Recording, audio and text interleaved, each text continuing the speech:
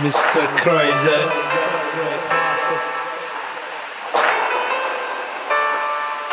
Sen istemedin. Seni hiç kaçalım istemedin. Zemin müzer. Dur kanı saklan. Eğer başardım seni yadellerden saklap. Sana var olan dilim gözlemedi seni nereden. Gelsen izına ölün duygulum direler dirmin. Yönü ruhum tenni değil yani birsin. Yönü sensin yani ken yani. Dillemin sadı yönü emsem yani. Sen bilmedin sana bahşiş çektim şirin cani.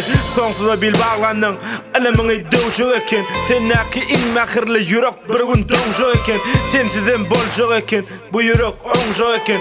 Senin gitmen diyen başka ülsünü soncu eken. Sebepken deyip vakit versedi. Sonra men nirede iki dünyan serkedi.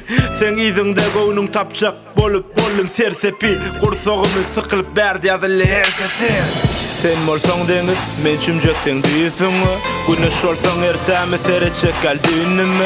Men eğliye dünkü gün, sebebi bugün tüm. Katıp tümümü gün, izine dolan gülüm. Sen molson denir, men çümceksen düyüsün mü? Güneş olsan ertemi serecek aldığını mı? Men eğliye dünkü gün, sebebi bugün tüm. Katıp tümümü gün, izine dolan gülüm. Bağlı dille neredesin? Tapıp bilir mi seni? Eğer iyi desem sana zar olan yoluna karab didelim. Gelsen izin abduk duygulum direler. Nerede sen, nerede men? Satış ayttırs nereden? Dinge sen men duygulum şonu direden. Tapmadım sana tay, seni alı gövne cay. Bolsanım nerelerde, bana görüney. Aramızda yatır İki yan var, sığıyan mı, sığıyan yok mu diyen yan var. Sen için kursakta intiham ulu yer var. Dolan izine meni etme özüne zar. Dolan izine meni etme yekeliği av. Seni sığıyan kursağım inni zerzav. Kutarsa dünya hem zat bolsa da lerzan. Şonu da diyerin dine seni sığıyan can. Yalınışına düşünün yürek inni ökünü. Her yalınışına gözünün müngdamca dökülü. Haraba dönün kursağımı altın sahip dolunayda izimi in yaktı in nuranı ayım. Sen molson denir, men çümceksen düyüsün mü? Güneş olsan ertemi serecek aldığını mı?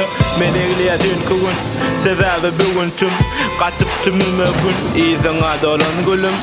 Sen molson denir, men çümceksen düyüsün mü? Güneş olsan ertemi serecek aldığını mı? Men eğliye dünkü gün, sebebi bugün tüm. Katıp tümümü gün, izine dolan gülüm. Dolan gülüm.